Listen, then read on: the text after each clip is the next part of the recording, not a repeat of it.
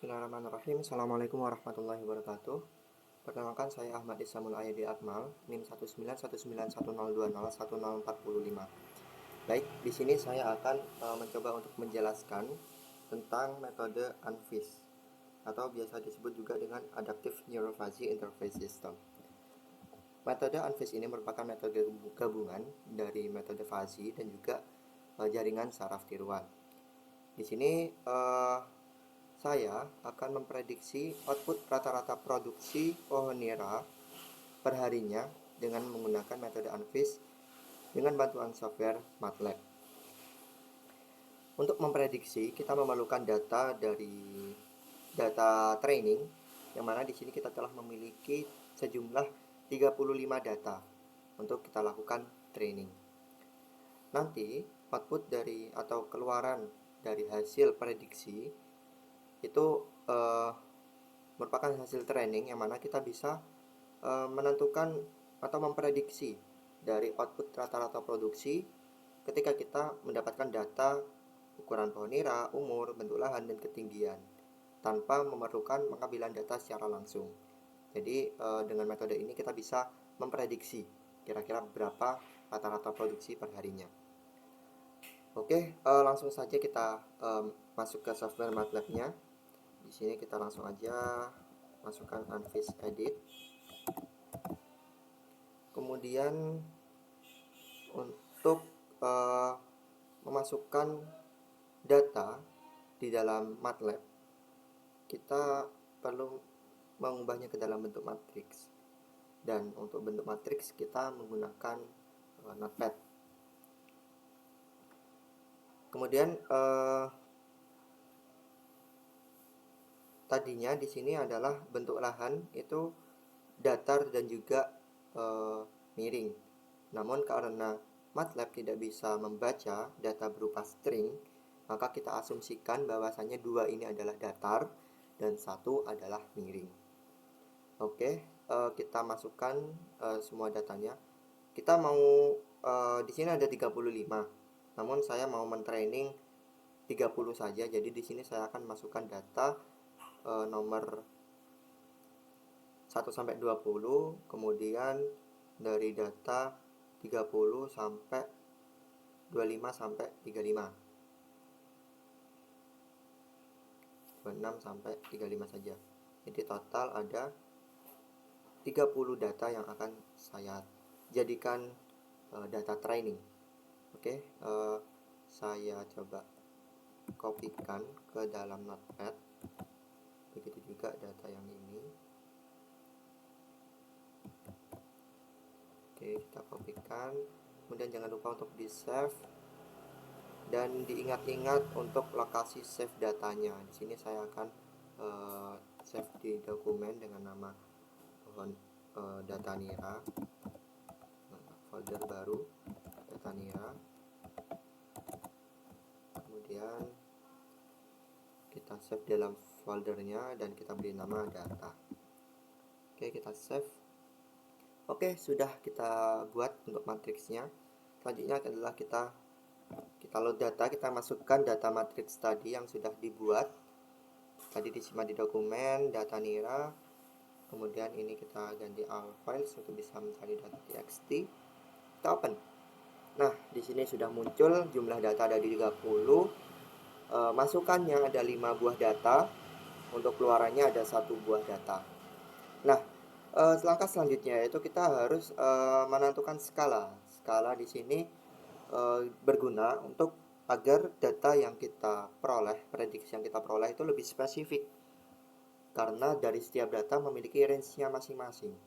Contohnya seperti diameter. Kita asumsikan terdapat 3 skala. 3 skala di sini maksudnya adalah diameter kecil, diameter sedang, dan diameter besar. Kemudian lanjut ke tinggi. Tinggi pun juga begitu. Saya rasa 3 skala juga sudah cukup, di mana ada skala tinggi yang rendah, tinggi yang sedang, dan tinggi yang tinggi.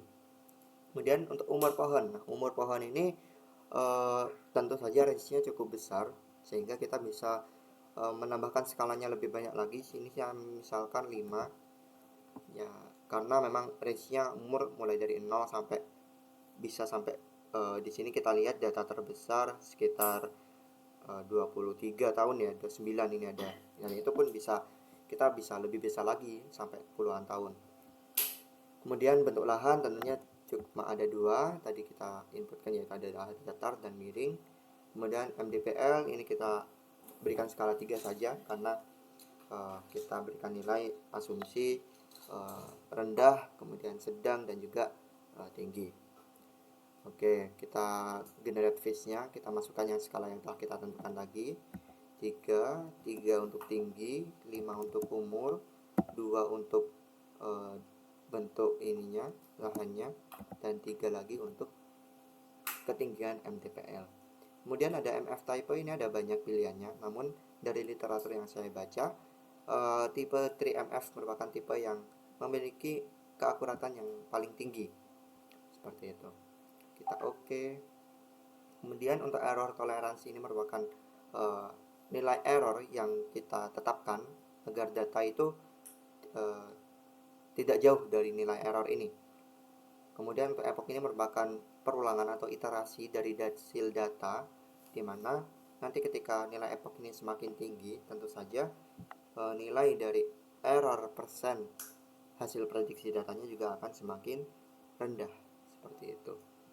Kita masukkan saja ini misal 100 untuk nilai epochnya. Kita coba training dengan pencet train now. Di sini sudah mulai berjalan untuk proses training data, dan bisa dilihat bahwasannya nilai epoch yang semakin tinggi, errornya semakin kecil, semakin menurun. Hal ini menunjukkan bahwasannya tingkat akurasi data atau tingkat kesalahan data itu semakin rendah, semakin tinggi untuk tingkat akurasinya. Dan di sini juga bisa kita lihat pertama dari range 0 sampai 40 iterasi awal itu memiliki pengurangan yang cukup signifikan. Namun pada epoch ke-60 sampai epoch ke-80 ini sudah mulai agak melandai ya, tidak terlalu turun tajam dan menunjukkan kestabilan. Nah, di sini kita sudah mendapatkan nilai error 0,00032. Saya rasa juga sudah cukup kecil dan kita tidak perlu menambahkan nilai epoch lagi. Nilai epoch ini bisa kita tambahkan, bisa kita buat 100 atau 1000 atau 1 juta, tergantung dengan data yang kita inginkan, apakah itu sudah bagus atau belum. Kalau memang belum, kita perlu untuk menambahkan nilai epochnya agar lebih akurat. Selanjutnya kita cek untuk strukturnya, struktur dari jaringan saraf tiluan yang terbentuk dari proses modeling ANFIS tadi. Nah, di sini bisa kita lihat inputnya atau masukannya ada 5 masukan data, yaitu diameter, tinggi, umur, bentuk, lahan, kemudian dan juga tinggi MTPL. Dan input MF ini merupakan merepresentasikan skala yang telah kita buat tadi. Nah, di sini umur ada 5 skala, tentunya juga akan mempengaruhi rule yang nanti akan ditentukan, dan outputnya adalah 1. Jadi ketika kita menginputkan berbagai macam nilai, tentu saja dari input FL ini akan memiliki banyak sekali peluang atau prediksi yang mana akan diolah oleh rule yang akan menghasilkan output yang berakhir pada hasil dari prediksi rata-rata produksi nira dalam sehari. Oke, kita lanjutkan untuk fish properties. Nah, di sini untuk metode yang kita gunakan fuzzy-nya yaitu menggunakan Sugenal. Kemudian untuk nama-nama dari inputan ini tentu saja kita bisa sesuaikan dengan nama yang telah ditetapkan di data, yaitu ini diameter. Kemudian input 2 adalah tinggi.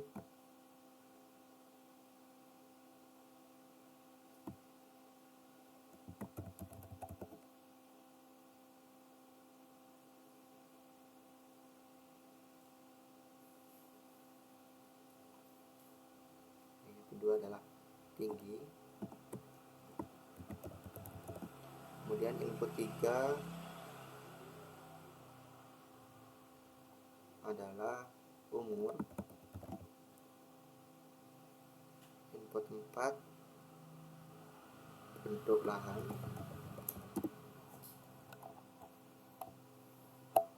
kemudian input 5 adalah MDPL. Oke, nah di sini kita udah kemudian untuk outputnya ya, outputnya adalah hasil produksi.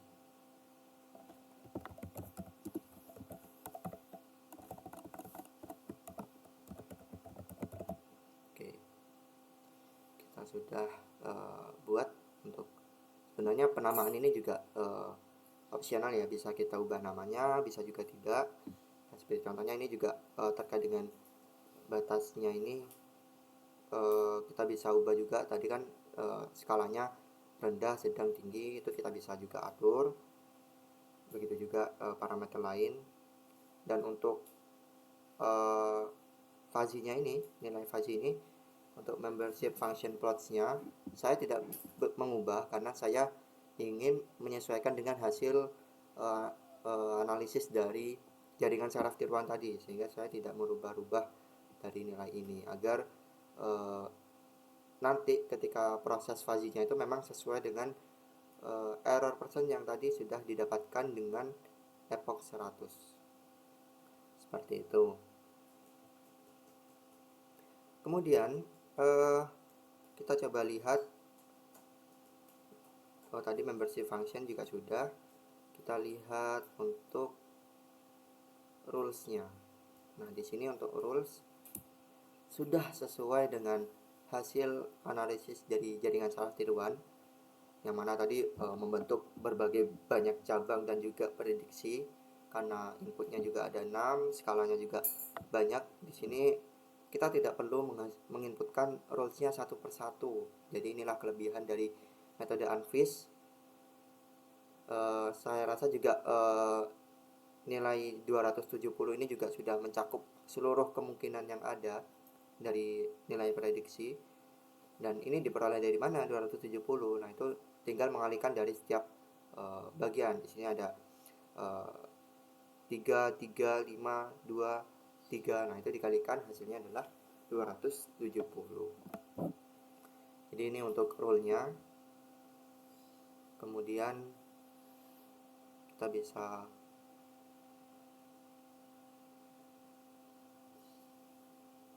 ke Anvis-nya.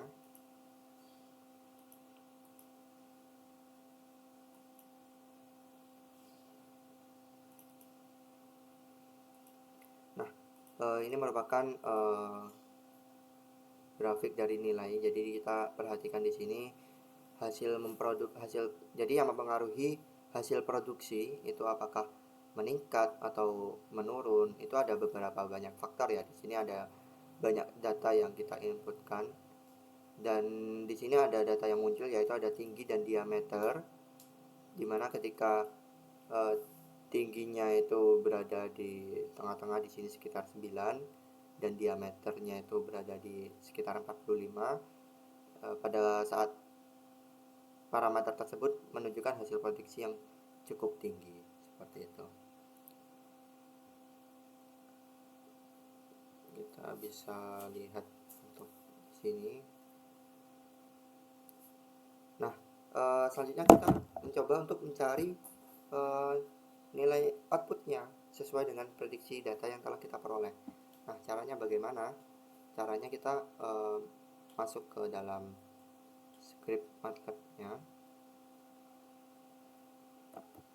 yaitu langsung saja di sini kita sebelumnya kita perlu save dulu ya untuk yang file tadi, hasil ini. Kita klik file,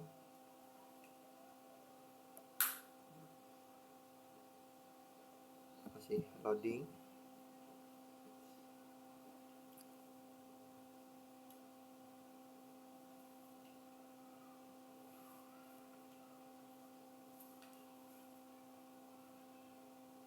Nah, ini adalah untuk rule viewer yang bisa kita lihat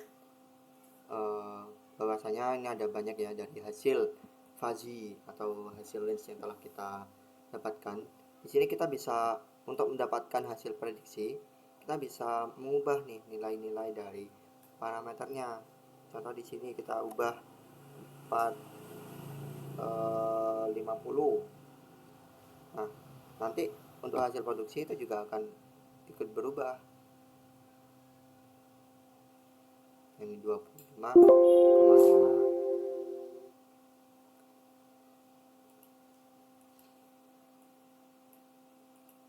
Dan kita menggunakan data yang tadi dengan diameter 40, 8, 15, 2, 6, 8, 40. Nah, itu kita tidak harus menginputkannya satu-satu, tapi kita bisa menggunakan algoritma pemrograman di sini. Langkah pertama yang harus kita lakukan adalah menyimpan file yang telah kita kerjakan. Kita Ctrl S, kita save to file. Tempatkan saja di data yang sama ya, seperti yang tadi. Kita kasih nama data produksi. Oke, kita save. Oke, sudah tersave. Kemudian kita langsung saja masukkan untuk fish, read fish, kemudian hasil produksi sesuai dengan nama filenya tadi. Tapi sebelum itu kita perlu menyesuaikan dulu nih nama foldernya, sesuaikan dengan dimana tadi lokasi. Nah, ini kan sudah sesuai, data produksi sudah muncul. Oke, data produksi .fish.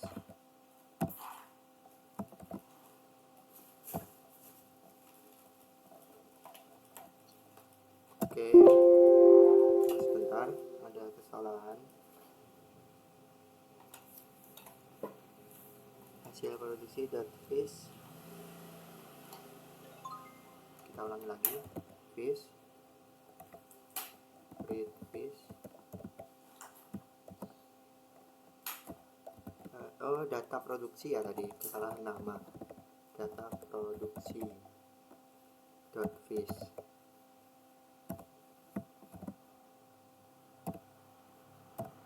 Nah, ini sudah benar. Kemudian out eval fish. Nah, ini adalah inputnya. Inputnya ini kita dapatkan dari data ini. Kita ambil matrix saja ini. Kita masukannya kan ada 5. Nah, itu kita ambil dari data keseluruhan 35 data. Sebentar, ini ada data yang berubah. Oke, sudah.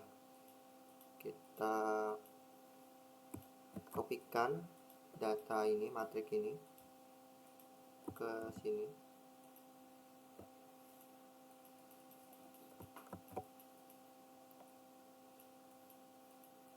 Nah, sebelumnya kita bisa selesaikan dulu mungkin ya skripnya, jadi nanti biar bisa langsung muncul datanya. Kita ulangi lagi, out eval fish,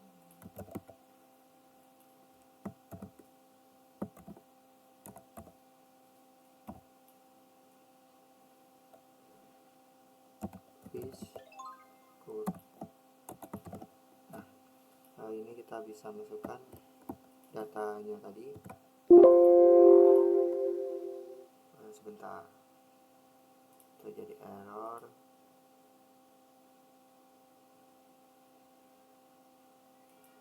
Kita ulangi saja ya dari awal. Fish, read fish, data produksi,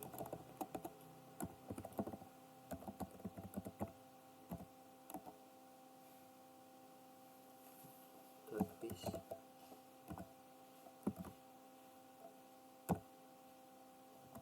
Oke, kemudian out read fish,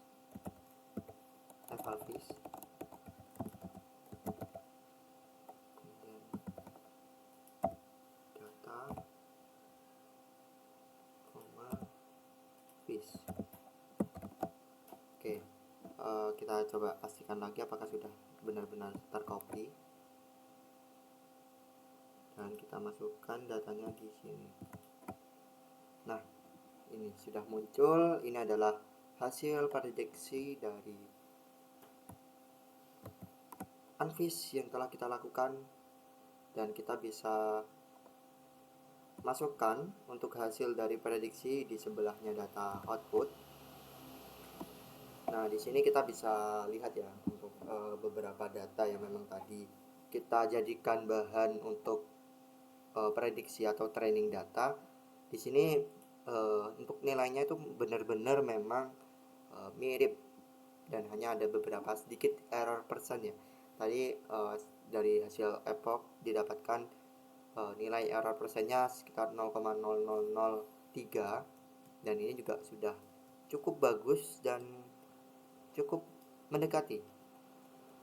Dan di sini kita bisa lihat untuk data yang tidak kita training, dan tentu saja data ini diperoleh dengan hasil referensi training data, dan bisa didapatkan bahwasanya ada yang mendekati, ada juga yang jauh, ada juga yang cukup jauh. Hal ini terjadi karena memang ketika kita ingin memprediksi sesuatu, khususnya memang di sini ada banyak ya inputnya atau masukannya ada 5, kemudian skala dari masing-masing parameter juga banyak. Tentu untuk memprediksi kita membutuhkan data yang lebih banyak lagi agar mendapatkan hasil prediksi yang akurat seperti itu. Oke, kita ambil rata-ratanya.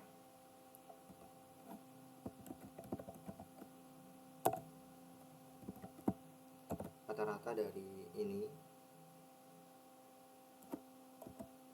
dan juga rata-rata dari yang hasil prediksi. Kemudian kita cari error persennya.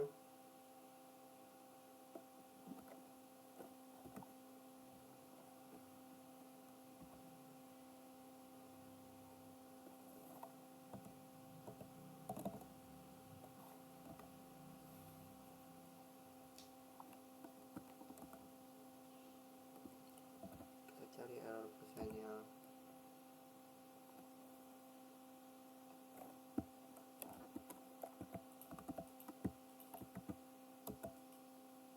Nah, di sini error persennya adalah sebesar 0,02,